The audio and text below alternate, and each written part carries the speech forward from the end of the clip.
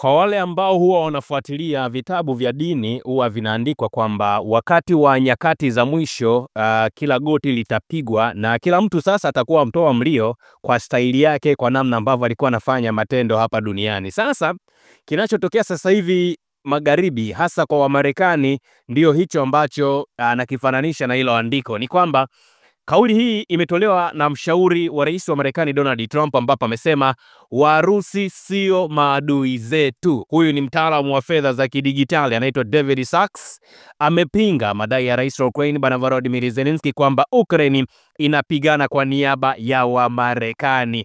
Anasema ni kosa kudhani kuwa Ukraine inasaidia Marekani kwa kupigana na Urusi. Kwa mujibu wa David Sachs, mtaalamu wa sarafu za kidigitali almaarufu kama Crypto Caesar, ambaye anahusishwa na ikulu ya Bwana Donald Trump, Kiev imekuwa ikisisitiza mara kwa mara kuwa inazilinda nchi za magharibi dhidi ya Urusi, ambapo rais wa Ukraine Bwana Volodymyr Zelensky amearudia matamshi hayo katika mahojiano ya hivi karibuni, ambapo alihimiza kwamba Marekani huwa ni msambazaji wa silaha badala ya kuwa mpatanishi wa kidiplomasia, akisema kwamba wa Ukraine wanapigana dhidi ya maadui wenu, kwa maana ya Warusi. Anasema Warusi sio maadui zetu, hatupaswi kusaidia kuwaua, alijibu Sachs, mshauri wa ikulu kuhusu fedha za kidigitali na akili mnemba, akili bandia, kupitia chapisho lake ambalo limechapishwa kwenye vyombo vya habari, akikosoa mara nyingi msaada wa Marekani kwa Kiev, akilitaja kama hilo ni jaribio la kuigeuza vita vya Ukraine kuwa vita vya milele. Zelensky amedai kwamba Urusi ya kisasa ina malengo sawa na Umoja wa Kisovieti wa zamani na inaiona Marekani kama adui mkubwa. Alituhumiwa Moscow kushirikiana na Teheran pamoja na Pyongyang ili kudhoofisha maslahi ya Marekani. Hii ni kauli ambayo inazungumzwa na Bwana Volodymyr Zelensky. Katika hatua nyingine, Bwana Volodymyr Zelensky ameelezea kwamba Kiev inaiona Marekani kama mshirika wa kimkakati na ni mshirika rafiki. Hata hivyo, ameonya kwamba majaribio yoyote ya kuwashinikiza wa Ukraine yanaweza kuiweka Ukraine katika hali mbaya zaidi katika kipindi cha muda mfupi zaidi. Rais wa Marekani Donald Trump amesema kwamba Zelensky amehujumu juhudi zake za kusuluhisha mgogoro kati ya Kiev pamoja na Moscow kwa kukatiza hadharani mapendekezo yake ya amani. Katika kikao cha mwisho ambacho kilifanyika pembezoni mwa mazishi ya Papa Francis Jumamosi iliyopita, kiongozi huyo wa Ukraine aliiomba Marekani silaha zaidi, na Donald Trump alizungumza na waandishi wa habari akisema kwamba amekuwa akisema hivyo kwa miaka mitatu zaidi. Yaani, unajua, wakati viongozi mbalimbali duniani walielekea kwenye mazishi ya Papa Francis, na niliona kwa Tanzania alienda makamu wa rais wa Jamhuri ya Muungano wa Tanzania Dr. Philip Isdori Mpango, na pamoja na marais kutoka mataifa mbalimbali duniani.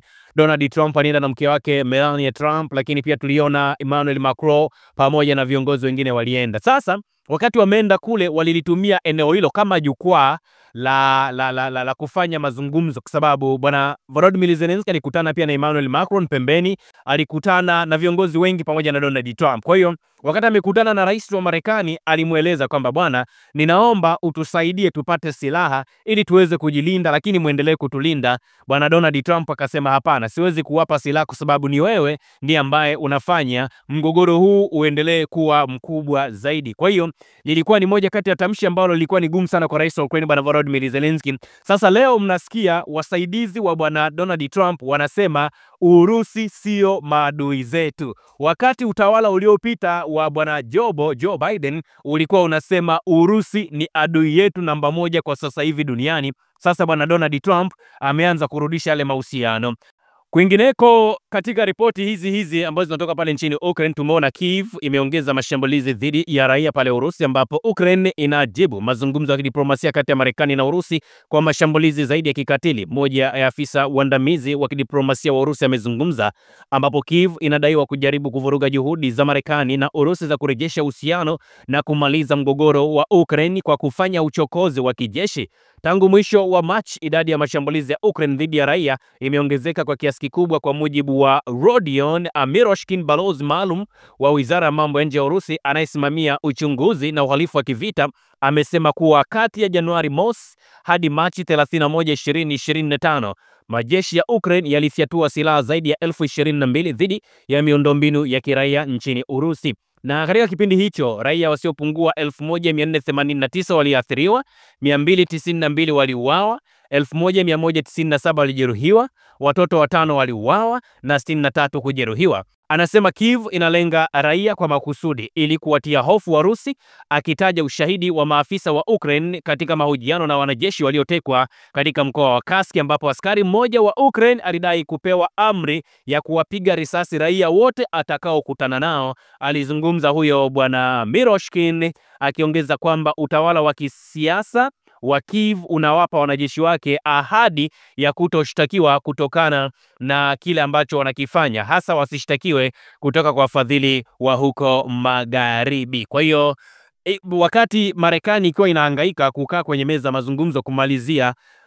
hizo mbilinge ambazo zinaendelea, tunaona Ukraine wenyewe wanaendelea kufanya mashambulizi ambayo yanatajwa kwamba ni mashambulizi yanayovuruga kabisa ile mipango ya mazungumzo ya kidiplomasia kati ya Urusi pamoja na Ukraine. Lakini pia ripoti nyingine ambayo niko nayo hapa, tunazigusa moja baada ya nyingine, ni juu ya kile ambacho kimetangazwa na Rais wa Urusi Bwana Vladimir Putin, ambapo leo ametangaza usitishwaji wa mapigano kwa muda wa saa 72 kwa ajili ya heshima ya siku ya ushindi, the Victory Day, ambayo inatarajiwa kufanyika tarehe 9. Na Rais Vladimir Putin ametangaza kusimamisha operesheni za kijeshi. Rais wa Urusi Vladimir Putin ametangaza kusimamisha operation za kijeshi kwa muda wa siku 3 kwa heshima ya kumbukumbu ya miaka 80 ya ushindi dhidi ya unazi wa Ujerumani katika vita kuu ya pili ya dunia. Kwa mujibu wa Kremlin, sitisho hilo linaanza usiku wa kuamkia Mei 8 hadi usiku wa Mei 11. Putin amesema uamuzi huo umechukuliwa kwa masuala ya kibinadamu na ameagiza vikosi vya kijeshi kusimamisha mashambulizi dhidi ya majeshi ya Ukraine katika kipindi hicho. Kremlin imeeleza kuwa inatarajia upande wa Ukraine utaheshimu pia usitishaji huo wa mapigano, na imetahadharisha kuwa ukiukwaji wowote utaandamwa kwa majibu ya haraka na majibu madhubuti. Taarifa ya Kremlin imesema kwamba Urusi iko tayari kwa mazungumzo ya amani bila masharti yatakayolenga kuondoa mizizi ya mgogoro wa Ukraine na kwa ushirikiano wa kweli na washirika wa kimataifa. Putin hapo awali alitangaza usitishaji mapigano kwa ajili ya Pasaka kuanzia Aprili 19 hadi 20, na Wizara ya Ulinzi ya Urusi iliripoti kuwa Ukraine ilikiuka usitishaji huo na ilikiruka mara 1000, na alisisitiza tena Moscow kwamba wako tayari kwa mazungumzo ya amani bila masharti ya Kyiv. Kwa hiyo tuna siku 3 za kutoshuhudia mapigano pale nchini Urusi pamoja na Ukraine, lakini anazungumza bwana Vladimir Putin kwamba ikiwa Ukraine na wenyewe wataheshimu hicho ambacho kimezungumzwa na Urusi, basi hilo jambo litafanikiwa. Lakini ikishindikana wao kufanya hivyo, basi itakuwa ni mwendo mchibuyu, mtu apigwe kutokana kiwango cha uchokozi alichokifanya katika taifa hilo la Urusi. Baada ya Urusi kutangaza kwamba wanasitisha mapigano kwa muda wa siku 3, Spiga kupitia katika ukurasa wake wa X anasema hatua hiyo sio ya kweli, bali ni kwa ajili ya maadhimisho tu. Anasema Ukraine iko tayari kuunga mkono usitishaji wa mapigano wa kweli, wa kudumu na kamili, hivyo tumekuwa tukipendekeza kila wakati kwa angalau kusitisha mapigano kwa siku 30. Urusi iliwahi kusitisha mashambulizi dhidi ya miundombinu ya nishati ya Ukraine kwa kipindi cha siku 30 kama pendekezo la Rais Donald Trump na Putin. Hata hivyo, Moscow ilisema kwamba haikujibu kwa hatua kama hiyo licha ya kuunga mkono mpango huo hadharani. Zelensky amesema kwamba hatakubali Urusi kusitisha mapigano kwa siku 30, kwani kunaonesha kuwa hawako tayari kufanya mazungumzo ya amani, ambapo Putin kwa upande wake amesema kwamba Kyiv inaweza kutumia muda huo kujizatiti kijeshi badala ya kushiriki mazungumzo ya kweli. Kwa hiyo wakati Putin ametangaza hiyo ceasefire ya siku 3 masaa 72, Ukraine wao wamesema it is impossible. Ili wawe wamesitisha mapigano ni lazima wasitishe mapigano angalau kuanzia siku 30 na sio hizo ambazo zimekuwa zikitolewa na Urusi. Kwa hiyo tafsiri yake hapo mnajua ni nini? Tafsiri yake ni kwamba wamegomea usitishwaji wa mapigano. Kwa hiyo hapo ni liwalo na liwe. Usisahau kusubscribe, like na kubonyeza alama ya kengele. Asante.